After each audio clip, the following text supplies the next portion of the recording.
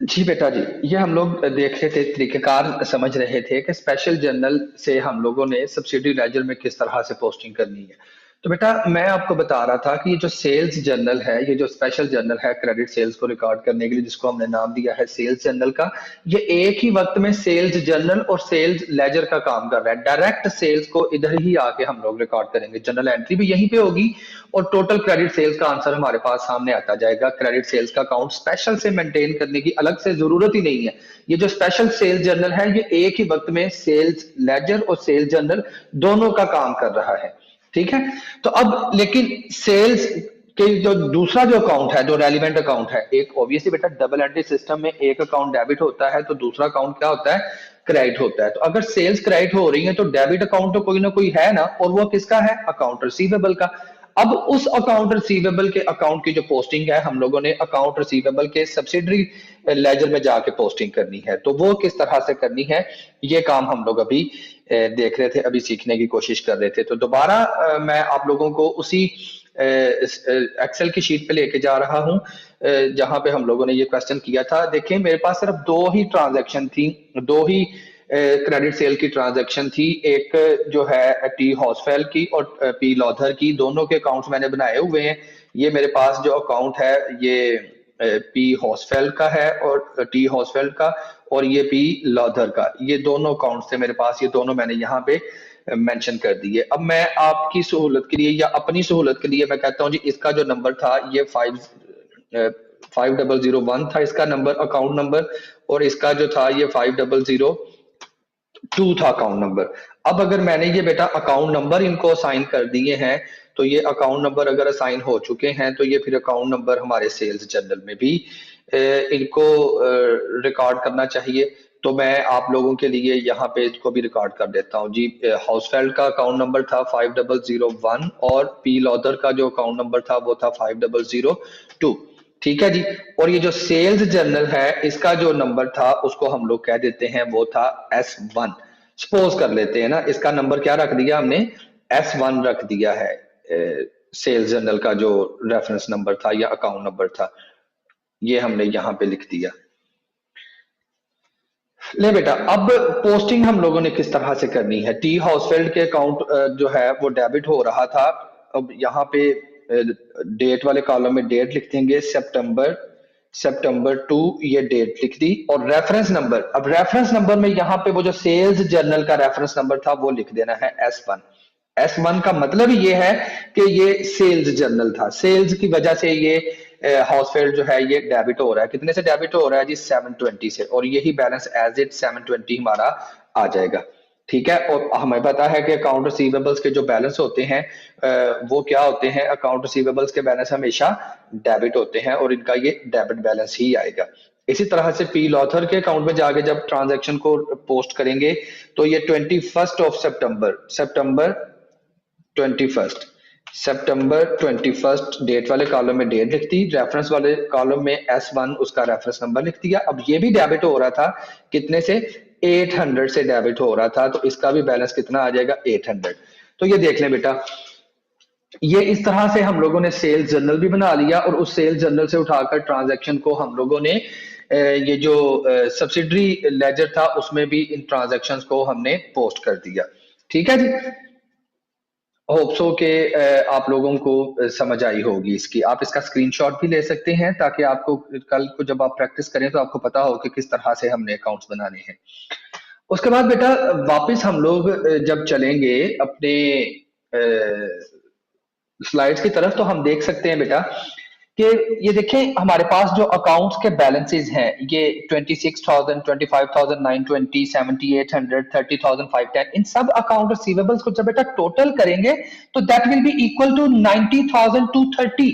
Total receivables का balance, ये वाला जो सेल्स का कॉलम है, इसके इक्वल आएगा, हमेशा इसके इक्वल आएगा, क्योंकि अकाउंट रिसीवेबल्स यहीं से तो उठा के हम लोग पोस्ट कर रहे थे अकाउंट रिसीवेबल्स में, तो दोनों के बैलेंसेस हमेशा टैली आएंगे। ओके। ये हम लोगों ने सेल्स जर्नल से अकाउंट रिसीवेबल के सब्सिडरी लेजर्स में पोस्टिंग करके देख ली, और उसके बाद जो दूसरा हमारा रेलिवेंट अकाउंट था, ये उसी की हमारे पास एक्सटेंशन है प्रीवियस स्लाइड की। आप देख सकते हैं कि सब जनरल लेजर्स जो हैं वो जितने भी हमारे सब्सिडरी लेजर थे उनको टोटल किया था अकाउंट रिसीवेबल्स के। तो जनरल लेजर में जो अकाउंट रिसीवेबल का टोटल था उसमें हमने पोस्टिंग कर दी 90,230 की। ये देखें, ये बेटा जो हमारे पास टोटल ये सेल्स और अकाउंट रिसीवेबल टू सेल्स की जो एंट्री का टोटल था, इस टोटल के साथ हमने अकाउंट रिसीवेबल के लेजर में पोस्टिंग कर दी है, कॉस्ट ऑफ गुड सोल्ड और मर्चेंडाइज के दोनों अकाउंट्स में हमने पोस्टिंग कर दी है, और टोटल सेल्स जो 90,230 की थी उसको हमने सेल्स लेजर में उसको ट्रांसफर कर दिया है। ठीक है जी, मतलब ये सेल्स लेजर वो है जिसमें कैश और क्रेडिट सेल्स दोनों ही आ जाती हैं, जबकि ये जो सेल्स जर्नल है इसमें सिर्फ और सिर्फ क्रेडिट सेल्स रिकॉर्ड की जाएंगी। ठीक है जी बेटा जी, ये था हमारा सेल्स जर्नल। उसके बाद हम लोग देखेंगे advantages of sales journal. Sales journal के एडवांटेजेस क्या हैं? One line entry for each sales transaction saves time. ठीक है जी, और टाइम तो बचता है ना, सेल्स की सारी ट्रांजैक्शन एक ही जगह पे हम लोग लिखते जा रहे हैं, बजाय इसके कि पहले जर्नल में रिकॉर्ड करें, फिर लेजर में लेके जाएं, फिर उनके पर्टिकुलर अकाउंट्स में लेके जाएं, तो यहाँ पे टाइम तो बच जाता है। Only totals rather than individual entries are posted to the general ledger. तो जब सेल्स जर्नल बनाकर उसकी मदद से आगे जाके जनरल लेजर बनाते हैं, तो उस जनरल लेजर में हम लोग सेल्स जर्नल से टोटल उठाते हैं और उस टोटल से हम लोग लेजर में उसको पोस्ट कर देते हैं। किस तरह से पोस्ट कर देते हैं मैं जरा आप लोगों को वो भी समझाने की कोशिश करता हूं, शायद आप लोगों को समझ आ जाए। ये देखिएगा बेटा, हम लोगों ने क्या किया था, सेल्स जर्नल बनाया था, उसके बाद अकाउंट रिसीवेबल का सब्सिडरी लेजर बनाया था। अकाउंट रिसीवेबल का सब्सिडरी लेजर बनाने के बाद हम लोग क्या करने जा रहे हैं, यहाँ पे बेटा मैं आपको बना के देने जा रहा हूं जनरल लेजर बना के देने जा रहा हूं बेटा मैं आप लोगों को। ये जनरल लेजर हम लोग बना रहे हैं। अब जनरल लेजर किस तरह से बनेगा ये भी आप लोग देख लीजिएगा। जनरल लेजर में हमारे पास जो डिफरेंट अकाउंट्स बनेंगे, वो अकाउंट्स उनमें सबसे पहले मैं अकाउंट बनाऊंगा अकाउंट्स रिसीवेबल का,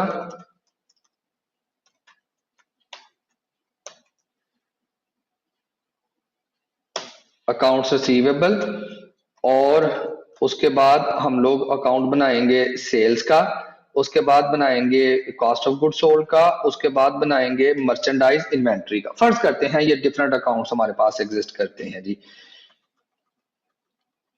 अकाउंट्स रिसीवेबल, और ये अकाउंट बन गया सेल्स का, और ये अकाउंट बन गया हमारा कॉस्ट ऑफ गुड सोल्ड का,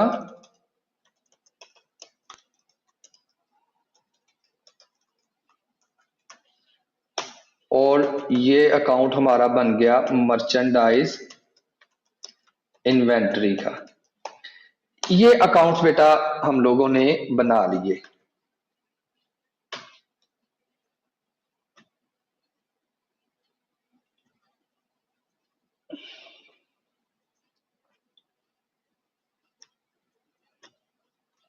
इसके बाद ऐसे ही हम लोग सेल्स का अकाउंट, इसी तरह से कॉस्ट ऑफ गुड सोल्ड का अकाउंट,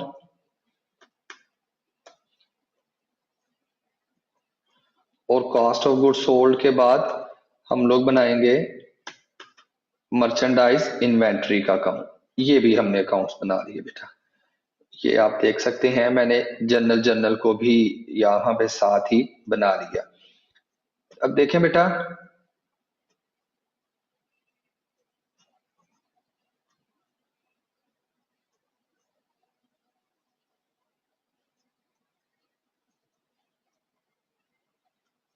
इनको मैंने नंबर असाइन नहीं किए, वो नंबर असाइन करने आपको आते हैं, वो सारा कुछ आप कर लेंगे। चार्ट ऑफ अकाउंट आपको बनाना सिखाया था ना। अब देखें बेटा, अगर हम लोग टोटल की बात करते हैं तो अकाउंट रिसीवेबल्स का जो टोटल था वो कितना था, 720 और 800, और ये कितना था 7 और 8, ये थे हमारे 1520, और यहीं से भी इसको भी 1520 देख सकते हैं, यहां से भी 1520 हम लोग उठाकर इसकी एंट्री पास कर सकते हैं हम लोग। ठीक है, अब किस तरह से हम लोग जनरल लेजर में एंट्रीज को ट्रांसफर करेंगे। अब जितनी भी बेटा अकाउंट रिसीवेबल डेबिट और sales account credit, sales journal में जो दो कॉलम बनाए थे अमाउंट्स के लिए, एक अकाउंट रिसीवेबल टू सेल्स का था और दूसरा cost of good sold to merchandise inventory का था। टोटल करेंगे अकाउंट रिसीवेबल वाला कॉलम, अकाउंट रिसीवेबल डेबिट हो रहा था तो उसका टोटल उठाकर अकाउंट रिसीवेबल के अकाउंट में क्या करेंगे, डेबिट साइड पे पोस्ट कर देंगे। यहां से जरा मैं इन चीजों को कॉपी पेस्ट कर लूं ताकि यहाँ पे लिखना मेरे लिए जरा आसान हो जाए।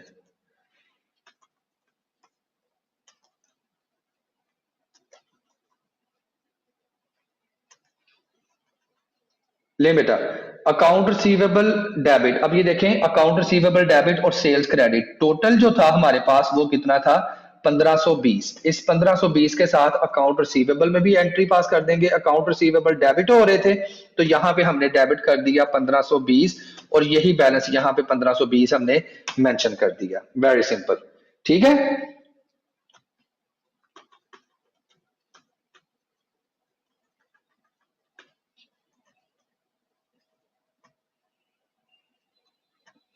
अब उसके बाद सेल्स का अकाउंट क्रेडिट हो रहा था तो सेल्स के अकाउंट में क्रेडिट कर दिया वही 1520 और ये क्रेडिट बैलेंस आ गया 1520। और merchandise inventory, cost of good sold to merchandise inventory, ये एंट्री हो रही थी हमारे पास 900 टोटल। तो ये टोटल हमने यहाँ पे मेंशन कर दिया, cost of good sold debit हो रहा था तो 900 डेबिट साइड पे और ये एज इट 900 बैलेंस आ गया। इसी तरह से बेटा मर्चेंडाइज इन्वेंट्री क्रेडिट हो रही थी 900 क्रेडिट और ये 900 इसका क्रेडिट बैलेंस आ गया। ठीक है बेटा, तो ये इस तरह से कुछ हम लोग जनरल लेजर में इनकी पोस्टिंग कर देंगे और इसके साथ ही साथ जिस मंथ एंड पे हम लोग इसकी क्लोजिंग कर रहे हैं वो हम लोग डेट वहां पे लिख देंगे कि जी ये हम लोग क्लोजिंग कर रहे थे या पूरा महीना जब खत्म हुआ है तो उस वक्त हमने ये एंट्री पास की है। सितंबर के मंथ की ट्रांजैक्शन थी तो सितंबर 30 यहाँ पे हम लोग मेंशन कर देंगे कि ये सितंबर 30 था और ये सारी ट्रांजैक्शंस के साथ मैं डेट लिखता जा रहा हूं। ठीक है जी, और ये हमने लिख दिया, पोस्टिंग कर दी। और रेफरेंस, ये अमाउंट्स ली कहां से हैं, ये सेल्स जर्नल से अमाउंट्स लिए हमने तो यहाँ पे सेल्स जर्नल का रेफरेंस नंबर लिख देंगे कि S1 था। ये सारे के सारी अमाउंट्स हम लोगों ने S1 से ली हैं, सेल्स जर्नल से ली हैं। ठीक है जी, तो इस तरह से बेटा जनरल लेजर में भी हम लोगों ने पोस्टिंग कर दी और ऊपर जो था वो हम लोगों ने सब्सिडरी लेजर्स भी जो है वो बनाने सीख लिए। तो ये दो काम हमने आज सीखे हैं करने। ठीक है जी स्टूडेंट्स, सेल्स जर्नल के बाद हमारे पास स्पेशल जर्नल्स में है कैश रिसीट्स जर्नल के। जब कैश रिसीट होगा, कैश हमें बिजनेस में आता है तो उसका जर्नल किस तरह से बनाया जाएगा। बेटा अब सिर्फ जर्नल बनाने का काम, सिर्फ नए नई उसके फॉर्मेट सिर्फ चेंज होंगे, बाकी तो सारे का सारा तरीकेकार मैंने आपको समझा दिया कि सब्सिडरी लेजर्स में किस तरह से जाना है हम लोगों ने और जनरल लेजर में किस तरह से जाके हम लोगों ने पोस्टिंग करनी है। बाकी सारा काम सेम है। अब कैश रिसीट्स जनरल में मैंने इंट्रोडक्शन में आपको आज बताया था कि जितना भी हमें कैश रिसीव होगा through out the accounting period, पूरे अकाउंटिंग पीरियड में जो कैश रिसीव हो रहा है वो सारे का सारा हम लोगों ने कैश रिसीट जनरल में लिखना है। अब बेटा वो आपके जहन में जो भी चीजें आ रही हैं उन तमाम चीजों के लिए हम लोग यहाँ पे कॉलम बना लेंगे कि भाई कैश आ रहा है, जिस सोर्स से आ रहा है, ये कैश आता है तो उसकी एंट्री हम लोग क्या करते हैं, कैश अकाउंट डेबिट और वो जो सोर्स है वो क्रेडिट। एंट्री, डबल एंट्री तो यही ऐसी बनती है ना, एक एस्पेक्ट डेबिट होता है और एक एस्पेक्ट क्रेडिट होता है। कैश आया तो डेबिट, अब जिस सोर्स से आ रहा है वो क्रेडिट, तो कैश रिसीट जर्नल में पहला कॉलम डेट का बनेगा तो दूसरा कॉलम बनेगा अकाउंट क्रेडिटेड का। कैश एसेट है ना बेटा, एसेट तो हमेशा डेबिट होता है। एसेट अगर डेबिट होता है तो एसेट किस वजह से डेबिट हो रहा है, वो क्रेडिट अकाउंट है जिसकी वजह से एसेट डेबिट हो रहा है, तो यहाँ पे अकाउंट क्रेडिटेड आ जाएगा। आगे जो भी क्रेडिट अकाउंट है उसका रेफरेंस नंबर लिखेंगे, कैश अकाउंट डेबिट हो रहा है और ये अकाउंट क्या हो रहा होगा, उसी अमाउंट के साथ क्रेडिट हो रहा होगा। अब बेटा जब हम लोग कैश रिसीव करते हैं उस वक्त हम डिस्काउंट भी तो देते हैं ना। आपके जहन में डिस्काउंट की बात आ रही होगी कि सर हमें कुछ न कभी कभी पैसे कुछ छोड़ने भी पड़ जाते हैं, तो वो कहां पे लिखेंगे। बेटा पैसे छोड़ते कब है हम, जब हमें कैश रिसीव होता है तो उस वक्त हम कुछ पैसे छोड़ते हैं, तो वो जो पैसे छोड़ते हैं उसे सेल्स डिस्काउंट का नाम देंगे और ये कंट्रा रेवेन्यू अकाउंट होता है। आपको पता है सेल डिस्काउंट की नेचर डेबिट होती है, तो एक कॉलम सेल डिस्काउंट का अगर डिस्काउंट देंगे तो वो यहाँ पे आ जाएगी, नहीं देंगे तो ना से। अगर सेल डिस्काउंट हमारे बुक्स ऑफ अकाउंट्स में एग्जिस्ट करती है, उसका ताल्लुक हमारी बिजनेस एक्टिविटीज के साथ है, तो फिर उसको लिख देंगे। अगर हमारे पास वो स्टैंड नहीं करता, वो अकाउंट एग्जिस्ट नहीं करता, तो उसको नहीं लिखेंगे। उसके बाद अकाउंट रिसीवेबल्स यहाँ पे लिखेंगे। एंट्री पूरी करनी है ना, अकाउंट रिसीवेबल से भी कैश आ जाता है हमारे पास, या अदर देन किसी और वजह से कैश आ रहा है। अगर अकाउंट रिसीवेबल से आ रहा है तो अकाउंट रिसीवेबल के अकाउंट में लिख देंगे। अगर कैश सेल करके कैश आ रहा है तो यहाँ पे सेल्स वाले कॉलम में लिख देंगे। अगर किसी और वजह से आ रहा है तो वो जो भी वजह होगी यहाँ पे फिर अदर अकाउंट में वो रीजन लिख देंगे। और अगर कैश सेल्स के साथ बेटा आ रहा है कैश, तो फिर उसकी कॉस्ट ऑफ गुड सोल्ड की एंट्री भी हम लोगों को साथ ही साथ एंट्री रिकॉर्ड करनी पड़ेगी। ठीक है, तो बेटा ये स्क्रीनशॉट जरा इसका ले लीजिएगा ताकि आप लोगों को आइडिया हो जाए कि किस तरह से हम लोगों ने ये कैश रिसीट जर्नल प्रिपेयर करना है, कौन कौन से कॉलम यहाँ पे हम लोगों ने एंटर करने हैं। ठीक है, मैं जरा इन स्लाइड्स को वाइंड अप कर लूं, उसके बाद देखता हूं अगर थोड़ा सा टाइम बचा तो मैं इंशाल्लाह आप लोगों को कैश रिसीट जर्नल भी अभी बना के दिखाऊंगा कि आपको आइडिया हो जाएगा कि कैश रिसीट जर्नल हम लोगों ने किस तरह से प्रिपेयर करना है। ठीक है बेटा, अब देखिए review question. Cash sales of merchandise are recorded in, जब हम कैश सेल करते हैं मर्चेंडाइज की तो वो कहां पे लिखी जाती है? Cash payment general. बेटा कैश पेमेंट जनरल मैंने आपको क्या कहा कि आप जो भी ऑप्शंस दी जाती हैं या तो आपको उन ऑप्शंस के बारे में पता हो, नहीं तो फिर जो क्वेश्चन आपसे पूछा गया है आपको उसका आंसर पता होना चाहिए। अब ऑप्शन यहां पे 4 दी गई है। पहली ऑप्शन है cash payment general. Cash payment general में बेटा हम लोग रिकॉर्डिंग करते हैं जब हम लोग कैश पे कर रहे हैं, तो जितना भी कैश पे कर रहे हैं डिफरेंट इकोनॉमिक इवेंट्स के रिजल्ट में, तो वो कैश वहां पे लिखा जाता है पेमेंट्स।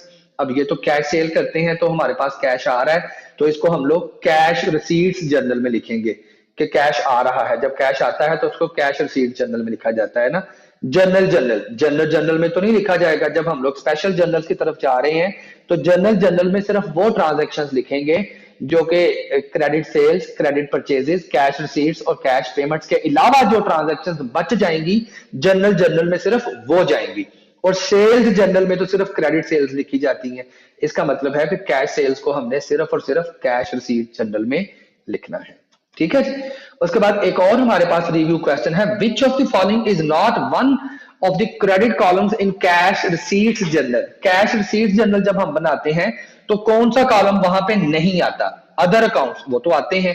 अकाउंट पेबल, बेटा अकाउंट पेबल्स का ताल्लुक हमेशा कैश पेमेंट्स के साथ होता है। जब हम कैश पे करते हैं तब अकाउंट पेबल्स इन्वॉल्व होते हैं। ठीक है, उसके अलावा कैश जब रिसीट हो रहा है, या यहाँ पे बात ही कैश रिसीट जनरल की, क्वेश्चन ही कैश रिसीट जनरल का है, तो कैश रिसीट जनरल में अकाउंट रिसीवेबल का बेटा काम होता है। अकाउंट पेबल का काम हमेशा कैश पेमेंट जनरल में होगा। ठीक है, तो सिर्फ ये अकाउंट पेबल ही है जो कि कैश रिसीट जनरल में नहीं आता। बाकी अकाउंट रिसीवेबल्स भी आते हैं और ये सेल्स वाला कॉलम भी उसमें आता है। ठीक है बेटा जी, यहां तक का हमारा आज का टॉपिक था। और अब हम लोग इसकी प्रैक्टिस की तरफ जाते हैं। कोई क्वेश्चन ढूंढता हूं मैं, क्योंकि टाइम हमारे पास 15-16 मिनट का है। हम लोग कोई क्वेश्चन कर सकते हैं इंशाल्लाह, और अभी करते हैं हम लोग। ठीक है जी, ले बेटा जी ये आप देख सकते हैं मैंने कैश रिसीट जर्नल का फॉर्मेट बनाना स्टार्ट किया है। ऊपर टाइटल दे दिया कैश रिसीट जर्नल का, पहला कॉलम डेट का, उसके बाद account credit, reference number, cash debit के जिस वजह से कैश डेबिट हो रहा है वो अमाउंट लिख देंगे। कैश जो डेबिट हो रही है उसकी अमाउंट लिख देंगे। उसके बाद सेल डिस्काउंट, उसके बाद अकाउंट रिसीवेबल। मतलब सेल्स डिस्काउंट का भी ताल्लुक तो होता है ना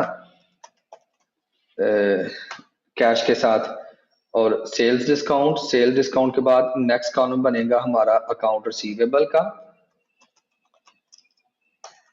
अकाउंट्स रिसीवेबल, अकाउंट्स रिसीवेबल के बाद बेटा नेक्स्ट कॉलम हमारे पास आएगा सेल्स का। मतलब जो कैश सेल्स हमारे पास होती हैं उसकी वजह से जो कैश आ रहा है वो लिखेंगे हम लोग यहाँ पे सेल्स। और सेल्स के बाद नेक्स्ट कॉलम आएगा अदर अकाउंट।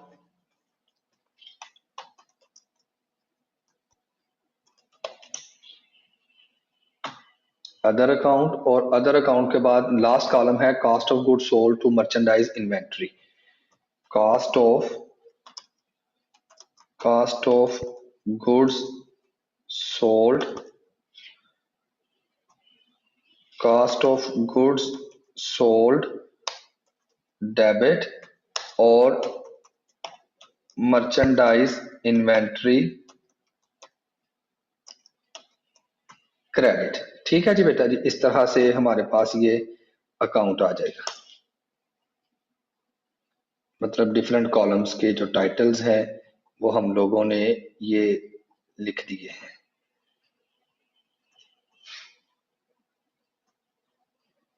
नहीं जी, अब बेटा सिर्फ जो सेल्स डिस्काउंट है इसकी जो नेचर है ये क्या होती है, सेल डिस्काउंट की हमारा एक्सपेंस है तो इसकी नेचर डेबिट होगी, और उसके अलावा जब कैश आ रहा है तो वो उसका कॉलम डेबिट होगा। कैश के साथ मैंने डेबिट लिख दिया। सेल डिस्काउंट की नेचर मैंने कहा क्या लिखेंगे हम लोग, डेबिट लिखेंगे। और जब कैश आता है अकाउंट रिसीवेबल से तो अकाउंट रिसीवेबल्स को क्या करते हैं हम, क्रेडिट करते हैं। सेल्स की नेचर भी क्या होगी, क्रेडिट होगी। और अदर अकाउंट की नेचर भी क्या होगी, फिर यहाँ पे क्रेडिट होगी। ट्रांजैक्शन पूरी करनी है ना हमने, और ये एंट्री तो पूरी की पूरी मैंने यहाँ पे लिख दी ना, cost of goods sold debit और मर्चेंडाइज इन्वेंट्री क्रेडिट। अब बेटा देखें हम लोग इसमें पोस्टिंग्स जो है वो किस तरह से करते हैं, या हम लोग कैश रिसीट जर्नल को किस तरह से प्रिपेयर करते हैं, इस चीज को जरा थोड़ी सी तवज्जो के साथ आप देख लीजिएगा। मैं आप लोगों के सिर्फ 7-8 मिनट्स ही लूंगा। पहले जरा मैं क्वेश्चन को ढूंढ लूं कि क्वेश्चन हमारे पास कोई है या नहीं।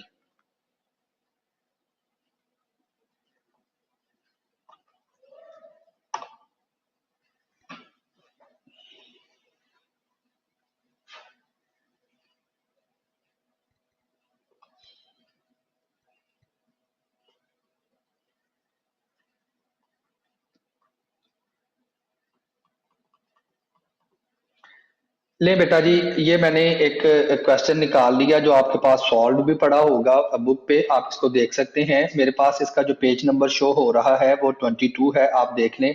आप लोगों के पास इसका पेज नंबर क्या होगा, 321 है इसका सफा नंबर जो है ना बुक के ऊपर। ठीक है जी, अब देखें जी क्वेश्चन क्या है जी।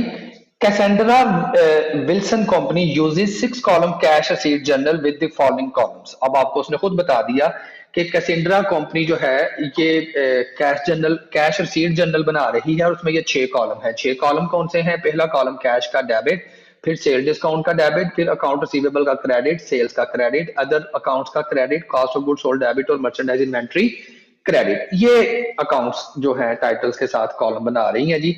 Cash receipts transaction for the month of July 2010 are as follows। ये कुछ कैश रिसीव हुआ है उनको महीने में, उसके दौरान ये क्वेश्चन आप देख सकते हैं, आपके सामने मैंने शो कर दिया। कैश रिसीट्स की ट्रांजैक्शंस आपके सामने दी गई हैं। 5,800 जो है वो कैश सेल्स के मद से आया है, और उसकी कॉस्ट कितनी थी, 3,480। अब देखें बेटा, अब एक तो कैश सेल्स हुई है, अब अगर ये कैश सेल्स हैं तो ये सेल्स जर्नल में तो नहीं जाएंगी। पहली बात क्यों नहीं जाएंगी, क्योंकि ये कैश रिसीव हो रहा है, तो जब कैश रिसीव होता है तो उसका ताल्लुक कैश रिसीट जर्नल के साथ होता है। सेल्स जर्नल में सिर्फ हम लोग क्रेडिट सेल्स को एंटर करते हैं, उसके अलावा और कोई चीज एंटर नहीं करते। तो एक तो बेटा यहाँ पे कैश आ रहा है, और कैश कहां से आ रहा है, सेल्स की वजह से आ रहा है। तो फिर बेटा सेल्स का कॉलम भी हमारे पास है, और कॉस्ट ऑफ गुड सोल्ड और मर्चेंडाइज का कॉलम भी हमारे पास है। तो कॉस्ट प्राइस के साथ कॉस्ट वाले कॉलम में एंट्री हो जाएगी, और ये 5800 के साथ हम लोग सेल्स वाले कॉलम में उसकी एंट्री पास कर देंगे। इसके नीचे ही ये बेटा बना हुआ है, इसको आप देख सकते हैं, ये देखिएगा 5800 हमारे पास आया, कैश डेबिट और सेल्स क्रेडिट दोनों अकाउंट हमारे पास सामने बने हुए हैं। कैश को डेबिट कर दिया और सेल्स को क्रेडिट कर दिया, और cost of good sold debit और इन्वेंट्री क्रेडिट 3480 के साथ कॉस्ट ऑफ गुड सोल्ड की प्राइस के साथ हम लोगों ने कॉस्ट प्राइस के साथ इस कॉलम में एंट्री पास कर दी। Is it clear? Hope so आप लोगों को समझ आई होगी इस एंट्री को रिकॉर्ड करना। यहाँ पे डेट वाले कॉलम में डेट लिख देंगे, अकाउंट क्रेडिट कोई स्पेशल, यहाँ पे अकाउंट क्रेडिट में वो अकाउंट लिखेंगे जो ऊपर वाले ये कॉलम्स में फॉल नहीं कर रहा। जैसे फॉर एग्जांपल देखिएगा जरा अभी, ये हमारे पास था। नेक्स्ट एंट्री है, received a cheque for $6,370 from Geld company in payment of an invoice dated June 26 for 6,500 term 210 and 30, मतलब नेट 30 के $6,370 जेल्स कंपनी से रिसीव हुए हैं, और इनवाइस थी 26 जून की, 6,500 की इनवाइस थी, और ये कहा गया था कि अगर 10 दिन के अंदर पेमेंट करेंगे तो आपको 2% हम अमाउंट वेव ऑफ कर देंगे। अब वो 5 जुलाई को पेमेंट कर रहा है, तो 10 दिन के अंदर ही पेमेंट कर रहा है ना, इसका मतलब डिस्काउंट देनी पड़ेगी। तो डिस्काउंट कितनी आएगी? $130 इसकी डिस्काउंट है। अब इस अकाउंट में कैश भी आ रहा है, इस अकाउंट में डिस्काउंट भी आ रही है, और इसमें अकाउंट रिसीवेबल्स भी इफेक्ट हो रहे हैं एंट्री में। ये हमने खुद देखना है, एनालिसिस खुद करना है बेटा। अब देखें अकाउंट क्रेडिट, अब जब हमें बेटा अमाउंट रिसीव होती है, जनरल एंट्री पास करके देख लें इसकी, जनरल एंट्री पास कर लें। जनरल एंट्री क्या पास करते हैं? कैश आया, डेबिट। जब हमने देखा था परपेचुअल इन्वेंट्री सिस्टम में या पीरियोडिक में, दोनों में जब हमने देखा था कि जब हमें अमाउंट रिसीव होती है अकाउंट रिसीवेबल से, तो एंट्री क्या पास करते हैं? कैश अकाउंट डेबिट, और जो है अकाउंट रिसीवेबल उसको क्रेडिट करते हैं, और साथ में हम लोग सेल्स डिस्काउंट को क्रेडिट करते हैं। यही एंट्री सीखी थी ना हमने परपेचुअल और पीरियोडिक दोनों में। अब देख लें बेटा, एक तो कैश आया 6,370, कैश वाले कॉलम में लिख दिया, डिस्काउंट दी 130, डिस्काउंट वाले कॉलम में लिख दिया, और अकाउंट रिसीवेबल हमारे क्रेडिट हुए तो 6,500 अकाउंट रिसीवेबल वाले कॉलम में लिख दिया। और अकाउंट रिसीवेबल में ये कौन सा अकाउंट था? ये जेल्स कंपनी का अकाउंट था, तो यहां पे उसका नाम लिख दिया। Is it clear? इसी तरह बेटा आप बाकी दूसरी ट्रांजैक्शंस को देखेंगे इंशाल्लाह, नीचे इसका सोल्यूशन भी दिया हुआ है, आप लोगों को इसकी समझ आ जाएगी। इसकी आप लोगों ने प्रैक्टिस करनी है। नेक्स्ट लेक्चर में मैं इस अकाउंट, ये कैश रिसीट जर्नल के बारे में आप लोगों से एक क्विज कंडक्ट करूंगा। कैश रिसीट जर्नल और सेल्स जर्नल, इन दोनों के बारे में मैं एक क्विज आप लोगों से कंडक्ट करूंगा। ठीक है जी, तो आज का लेक्चर सिर्फ इतना ही था बेटा जी।